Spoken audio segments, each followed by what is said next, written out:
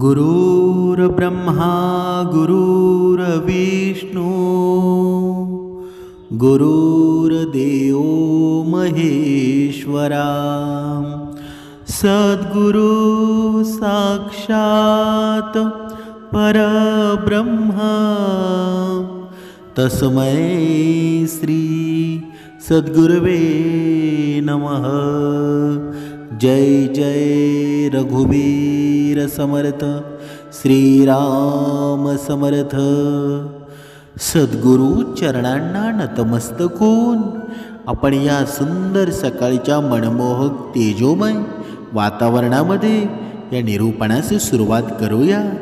मायबाप सज्जनांचे स्वागत आहे।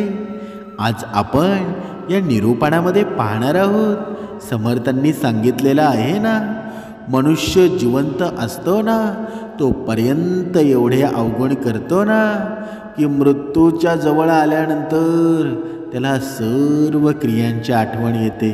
त्याला तेव्हा पश्चाताप होतो की मी एवढं जीवन जगलो पण जीवनामध्ये कोणाचं कधीच भलं केलं नाही। म्हणूनच समर्थांनी सांगितलेलं आहे ना, आज आपण या कलियुगाचा अंत आहे ना, हा कलियुगाचा अंत नक्की होणार कधी आणि कशा प्रकारे हा अंत होईल ना, पण मनुष्याला माहीत असून सुद्धा हा कलियुगाचा अंत कसा होणार आहे ना तरी सुद्धा वाईट कर्म करतो। म्हणून आज आपण या निरूपणामध्ये पाहणार आहोत की कलियुगाचा अंत कसा असणार आहे। धर्म सब लुप्त भये सदग्रंथ धर्म बीण निजमती कल्पित करी प्रकट किये बहुपंत। रामचरित मानसमधील या ओव्यांचा अर्थ असा आहे की कलियुगातील पापांनी सर्व धर्मांना ग्रासलेला आहे। म्हणजेच काय, म्हणजे आध्यात्मिक ग्रंथ आहेत ना ते लुप्त झाले आहेत आणि लोकांनी आपली बुद्धी वापरून अनेक नवीन पंथ निर्माण केलेले आहेत। आता तुम्ही म्हणाल, नवीन पंथ म्हणजे कोणते? आज आपण पाहतो ना, काही नवीन पंथ तयार करून जेलमध्ये शिक्षा भोगत आहेत, तर अनेक असे भोंदूगिरीसुद्धा आहेत। म्हणजे आपण कधी कधी पाहतो की या धर्माच्या नावावर कितीतरी गोष्टी घडत असतात, पण समर्थांनी सांगितलेलं आहे ना, आयुष्यामध्ये हे जीवन जगत असताना जेव्हा समर्थांचे विचार तुम्हाला समजतील ना, तेव्हा जीवनाचं तुमच्या भलंच होऊन जाईल। कारण आजपर्यंतचा इतिहास आहे जिथे कोणत्याही गोष्टीची कमतरता नसते, फक्त क्षणिक सुख असतं ना, त्या निरूपणामध्ये श्रवणानं ते क्षणिक सुख राहत नाही, ते आयुष्यभरासाठी येऊन जातं। म्हणूनच समर्थांनी सांगितलेलं आहे ना, उपासनेमध्ये आणि श्रवणामध्ये एवढी ताकद आहे ना की समर्थांनी भगवंतांनी आम्हाला कायमचं सुखी केलेलं आहे, कसलीही चिंता ठेवलेली नाही। आणि काहींच्या जीवनामध्ये दुःख आहे ना तरी घाबरून जाऊ नका, तुमचे दिवससुद्धा येणार आहेत, लवकरच तो वेळ येणार आहे। त्या वेळेला फक्त तुम्ही सामर्थ्यशाली राहा, उपासनेमध्ये राहा आणि श्रवणामध्ये राहा। आपण आता पाहणार आहोत की हा कधी आहे ना, या कलियुगाचा अंत होणार आहे। समर्थांनी सांगितलंच आहे ना, आज सर्वत्र अशा गोष्टी घडत आहेत ना, तसेचे तसे पुराणामध्ये लिखाण केलेलं आहे। म्हणजे या कलियुगाचा नक्की अंत कसा होणार, जसेच्या तसंच घडत आहे। तरीसुद्धा काही लोक आहेत ना, आपल्या धर्मग्रंथावर हिंदू पुराणावर आक्षेप घेतात, पण समर्थांनी सांगितलेलं आहे ना, जे जसं लिहिलं आहे ना तसंच घडत आहे। चला तर आपण आता मिळून पाहूया की आपल्या धर्मग्रंथामध्ये या कलियुगाचं वर्णन कसं केलेलं आहे आणि ते कधी संपेल ना ते सुद्धा आपण पाहणार आहोत। समर्थांनी सांगितलंच आहे ना, हा कलियुग म्हणजे तरी कोण बरं? आता थोडक्यामध्ये सांगायचं झालं तर कलियुग म्हणजे काळोखाचं युग, म्हणजे कलह आणि क्लेशाचं युग, ज्या युगामध्ये सर्वांच्या मनात असंतोष असतो, सर्वजण मानसिकदृष्ट्या दुःखी असतात, आणि तेच हे युग म्हणजे हे कलियुग आहे ना। या युगामध्ये धर्माचा फक्त 1/4 भाग आहे ना, तो भाग शिल्लक राहतो पण समर्थांनी या आमच्या पामरासाठी, या स्त्रिया लेकरासाठी ही समर्थ वाणी निर्माण केली, ही भगवंताची गोडी लावण्याची ही भक्ती निर्माण केली. आणि म्हणूनच आज आपण समाधानी सुद्धा आहोत ना. नाहीतर बघा, आपला मित्र बघा, आपले नातेवाईक बघा, सदा रडत असतात. पैसा असून सुद्धा जो रडतो ना, तो मग समाधानी म्हणावा का, तो श्रीमंत म्हणावा का, तो सर्वात गरीब आहे. आणि आपल्या भक्ती मार्गाचा जो मनुष्य येतो ना, तो सर्वात समाधानी आहे. आता पाहूया, या कलियुगाची सुरुवात आहे ना, 102 इसवी सन पूर्ण झाली होती. आणि श्रीमद भागवत पुराणामध्ये आणि भविष्य पुराणामध्ये या कलियुगाच्या समाप्तीचं वर्णन आलेलं आहे. म्हणजे कलियुगामध्ये भगवान कल्कीचा अवतार होईल आणि जो पाप्यांचा संहार करील आणि पुन्हा सत्ययुगाची स्थापना करील. म्हणजे या कलियुगाचा अंत कधी होईल ना, म्हणजे 102 इसवी सन पूर्व पंचग्रह म्हणजे मंगळ, बुध, शुक्र, बृहस्पती आणि शनी आहेत ना, हे ग्रह मेष राशीमध्ये शून्यांशावर आले होते. तेव्हा कलियुगाची ही सुरुवात झाली. आणि आता हा कलियुगाचा पहिला टप्पा चालू आहे. आपल्या पुराणामध्ये कलियुगाचा कालावधी आहे ना, आणि समाप्तीचं विस्तृत वर्णन आलेलं आहे. म्हणजे कलियुगाचा कालावधी आहे ना, 1200 वर्ष, म्हणजे 12 दिव्य वर्ष. 1200 दिव्य वर्ष सांगितलेलं गेलेलं आहे. म्हणजे मानवाच्या एका महिन्याचा समतोल आहे ना, म्हणजे पितरांच्या एका दिवस रात्री एवढा असतो. मानवाच्या एका वर्षाचा समतोल म्हणजे देवांच्या एका दिवस रात्री एवढा आहे. आणि मानवाचं 30 वर्ष हे देवाच्या एका महिन्याच्या तुलनेमध्ये आहे. म्हणजे या कलियुगाचा कालावधी आहे ना, 1200 दिव्य वर्ष आहे. त्यानुसार कलियुगाचा काळ आहे ना, 4,32,000 वर्ष चालणार आहे. याचा अर्थ असा होतो की 5,118 वर्ष संपली आहेत आणि 4,26,882 वर्ष बाकी आहेत. काय होईल कलियुगामध्ये, अंतामध्ये? बघा, समर्थांनी सांगितलेलं आहे ना, आताचं कलियुगात सुरुवात आहे, पण जेव्हा कलियुगाचा अंत येईल ना, तेव्हा काय काय होईल ना, ते आता आपण पाहूया. पण त्या अगोदर समर्थांनी आपल्याला हे सांगितलेलं आहे ना, कलियुगाचा अंत कसा होईल हे आपल्याला सुद्धा माहीत नाही. हे पुराणामध्ये वर्णन केलेलं आहे. पण आपलं हे आता वर्तमानामध्ये जे जीवन आहे ना, ते जीवन जर सुंदर जर बनवायचं असेल ना, तर नामस्मरणाशिवाय खाऊ नये, नामस्मरणाशिवाय पिऊ नये आणि नामस्मरणाशिवाय जीवन जगू नये. म्हणजे भगवंताचं नामस्मरण आहे ना, जर आपल्या प्रत्येक कामामध्ये राहिलं तर तुमचं जीवन श्रेष्ठ होईल. आता आपण पाहूया, या कलियुगाच्या अंतामध्ये नक्की काय होणार आहे. हे जर दृश्य तुम्ही ऐकलं ना, तर तुम्हाला विश्वाससुद्धा बसणार नाही, एवढा भयानक कलियुगाचा अंत आहे. म्हणजे मनुष्याचं सरासरी आयुष्य आहे ना, फक्त 20 वर्ष राहील.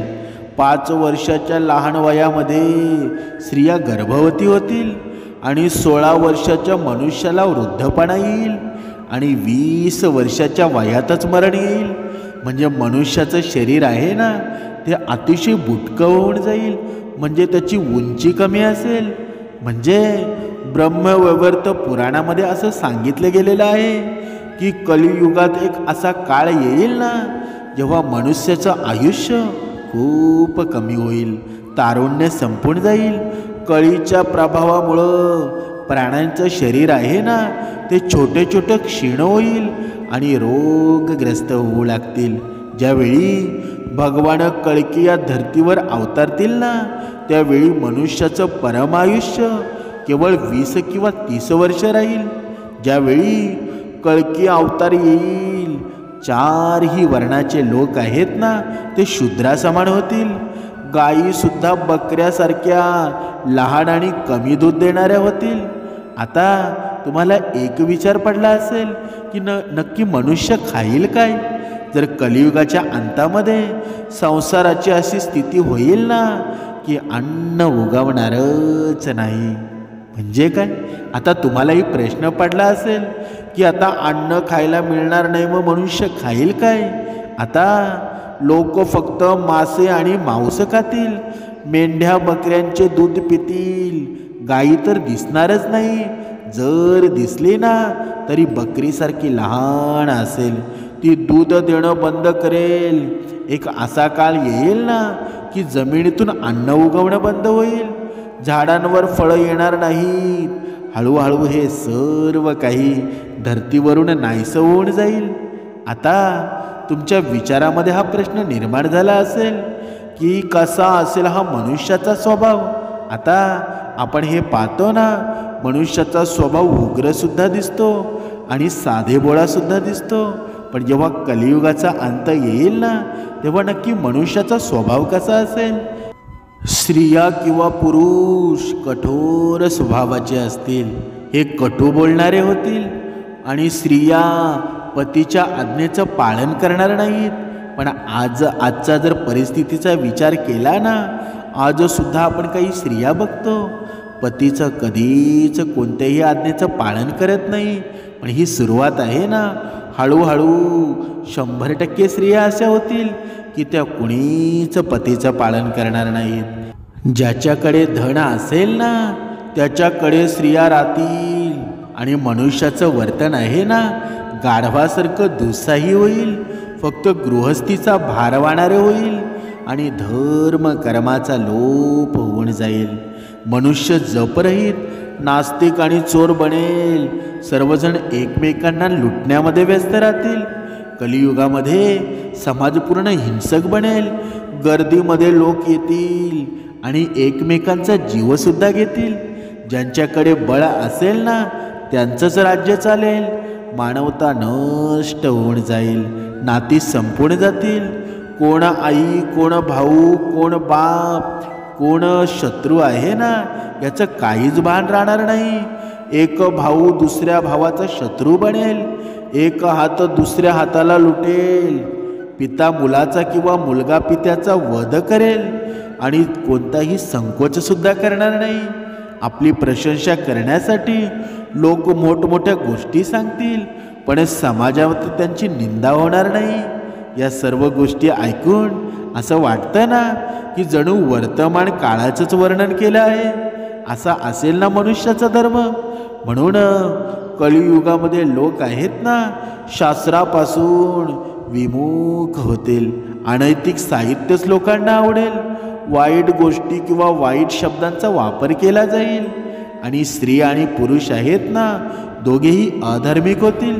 म्हणजेच आता जे आपण जीवन जगत आहोत ना, समर्थांच्या पूर्ण विचारांमध्ये आहोत. तर तो काळ आहे ना भगवंताचं नामस्मरण कोणीच करणार नाही. म्हणजे स्त्रिया पतिव्रता व्रत आहेत ना, त्या पतिव्रता धर्माचं पालन करणं थांबवतील आणि पुरुषसुद्धा असेच करतील. ही स्त्री आणि पुरुष आहे ना यांच्याशी संबंधित सर्व वैदिक नियम लुप्त होऊन जातील. म्हणजे श्रीमद भागवताच्या 12 स्कंदामध्ये या कलियुगाच्या धर्माच्या अंतर्गत बघा, या शुकदेवजी परीक्षित राजांशी म्हणतात, जसा जसा घोर कलियुग येईल ना तसा तसा उत्तरोत्तर धर्म, सत्य, पवित्रता, क्षमा, दया, आयुष्य, बळ आणि स्मरणशक्तीचा लोप होईल. म्हणजे या कलियुगाचा अंत आहे ना एवढा भयंकर असेल की वर्णन करताना सुद्धा अंगावर शहारे येतात. म्हणजे काय? म्हणजे महाप्रळय होईल, जेव्हा खूप काळापर्यंत पाऊस पडणार नाही. आणि कलियुगाच्या अंतिम काळामध्ये जोरदार मुसळधार पाऊस होईल, ज्यामुळं सर्वत्र पाणीच पाणी होईल. म्हणजे सगळीकडे महाप्रळय होऊन जाईल. संपूर्ण पृथ्वीवर पाणीचं पाणी दिसेल. आणि त्यानंतर एकाच वेळी 12 सूर्य उदय होतील आणि त्यांच्या तेजानं सर्व पृथ्वी कोरडी पडेल. आणि कलियुगाच्या अंतामध्ये भयंकर वादळ आणि भूकंप होतील. लोक घरात राहू शकणार नाही. लोकांना खड्डे खोदून राहावं लागेल. म्हणजे पृथ्वीच्या पृष्ठभागाचा म्हणजे 3/4 भाग आहे ना, म्हणजे 4.5 फुटापर्यंतचा भाग तो पूर्णतः नष्ट होईल. महाभारतामध्ये या कलियुगाच्या अंतामध्ये हा प्रळय होण्याचा उल्लेख सुद्धा आलेला आहे. पण तो जल प्रळयामुळे नाही, तर धर्तीवर वाढत असलेल्यामुळे उष्णतेमुळे होईल. आणि या महाभारताच्या वनपर्वामध्ये या कलियुगाच्या अंतामध्ये या सूर्याचं तेज इतकं वाढेल ना, 7ही समुद्र आणि नद्या आटून जातील. संपर्क नावाची अग्नी धरतीला पाताळापर्यंत जाळून टाकेल आणि सगळं काही भस्मसात होऊन जाईल. त्यानंतर 12 वर्षापर्यंत सतत पाऊस होईल, ज्यामुळं सर्व धरती जळमग्न होईल आणि त्या जलामध्ये पुन्हा जीवनाच्या उत्पत्तीची सुरुवात होईल. आत्तापर्यंत ज्या आपण या कलियुगाच्या अंताच्या गोष्टी जाणून घेतल्या ना, ज्यांना पाहून सर्वांना आश्चर्य वाटलं असेल, पण जसं जसं हे कलियुग पुढे जाईल ना, तसे तसे अधिक पाप वाढतील, अधिक द्वेष वाढेल, अधर्म या धर्तीवर वाढत जाईल. पण मानवता जिवंत राहील आणि तिला जिवंत ठेवतील ते फक्त मोजकेच लोक असतील, जे धर्म आणि नैतिकतेचा मार्ग सोडणार नाही. आणि आजसुद्धा या कलियुगामध्ये आपण पाहतो, आपण जेव्हा या भक्तिमार्गामध्ये आहोत ना, या मुखातून जय सद्गुरुनाव बाहेर पडतं ना, अवधूत चिंतन श्री गुरुदेव दत्त हे मंत्र जेव्हा बाहेर पडतात ना, तेव्हा काही लोकांना बघा दुःख निर्माण होतं.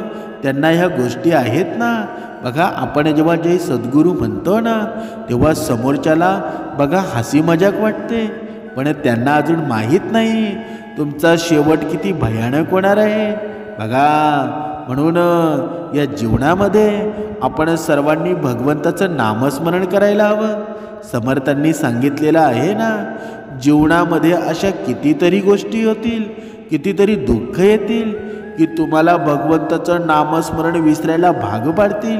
पण त्यांना कधीच लालचीमध्ये जाऊ नका, कधीच लोभी होऊ नका. कारण लोभ आहे ना, तुम्हाला क्षणिक सुख देऊ शकतो, पण माझा भगवंत आहे ना, हे समर्थ विचार आहेत, तुम्हाला जन्मोजन्माचं सुख देतील. म्हणून आयुष्यामध्ये हा कलियुगाचा अंत नक्कीच असा असणार आहे, पण त्याची सुरुवात आहे ना.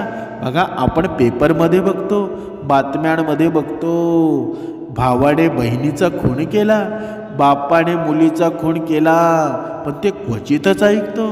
पण जेव्हा हा कलियुगाचा अंत होईल ना, जेव्हा हळूहळू कलियुग वाढत जाणार आहे, तेव्हा हे सर्रास केले जातील, म्हणजे तेव्हा या गोष्टी क्षणिक होऊन जातील. पण जो भक्तिमार्गामध्ये आहे, समर्थांच्या विचारांमध्ये आहे, त्याला कळी काळाचं भय नाही. किती जरी वादळे आली, किती जरी डोंगर पडले, तरी त्याला कशाचीही चिंता राहणार नाही, त्याला कशाचंही भय राहणार नाही. कारण का बरं? त्याच्यासोबत भगवंत आहे. आपण महाभारतामध्ये सुद्धा पाहिलं, अर्जुनासोबत श्रीकृष्ण स्वारी होते ना, म्हणून अर्जुनाला कसलीही भीती नव्हती. जेव्हा ते युद्ध चालू होतं ना, त्या युद्धामध्ये अर्जुन होता ना, फक्त नाममात्र तिथे होता, पण सर्व कोण पाहत होता बरं? माझा भगवंतच होता ना. आणि दुसरीकडे कर्ण होता, एवढा महाशाळी बळशाळी, तरीसुद्धा अर्जुनाच्या पाठीमागे कोणी होता का? म्हणून त्याचा कर्णाच्या पाठीमागे कोणी होता का?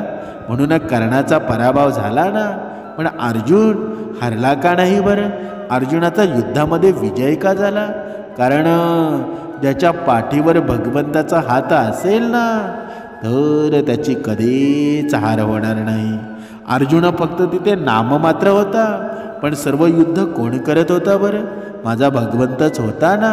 म्हणून तुम्हाला वाटत असेल की मी आता पहाटे उठून उपासना करतो, मी श्रवण करतो, मग ही किती दिवस चालणार? पण हे कधीच संपणार नाही. आपल्या आयुष्यामध्ये जेव्हा मृत्यूची वेळ येते ना, जेव्हा आपल्या आयुष्यामध्ये पुण्यकर्म कमी असतं, पुण्यकर्म 0 असतं ना, तेव्हा खऱ्या आयुष्याची जी शिदोरी आहे ना, ती किती महत्त्वाची होती तेव्हा आपल्याला समजणार आहे. म्हणून आताच पुण्यकर्म करून घ्या, कारण तुमच्या कधीच वाया जाणार नाही. तुमच्या जीवनाचं सार आहे ना त्याच्यातच आहे आणि भगवंताला तेच आवडतं. म्हणून दुसऱ्याच्या जीवनामध्ये आनंद निर्माण करा. तुमच्या जीवनामध्ये आनंद निर्माण झाल्याशिवाय राहणार नाही. भक्ती कमी करा पण माणसामध्ये देव बघा, आणि तोच भगवंत आहे ना ज्याला माणसामध्ये देव दिसत नाही, लहान मुलांमध्ये परमेश्वर दिसत नाही ना, त्याचं भक्ती करून काही उपयोगात नाही. म्हणून आपण जे वर्तमानामध्ये वागतो ना, तो वर्तमानामध्ये कर्म चांगले ठेवा. तुमच्या जीवनामध्ये नक्कीच चांगले दिवस येतील. प्रत्येक माऊलीनं एकच गोष्ट लक्षात ठेवा, आयुष्यामध्ये श्रीमंत होण्याची स्वप्न सोडून द्या. समर्थांनी सांगितलं आहे ना, तू समाधानी होण्याचा विचार कर. तुला श्रीमंत करायचं कसं ना ते मी पाहून घेईल. म्हणून भक्ती मार्गामध्ये 2 वेळची उपासना करा, श्रवण करा. तुमच्या वाट्याला सुखच येणार आहे. तुमचं सर्व कल्याणच होणार आहे. चिंता नसावी. जय जय रघुवीर समर्थ.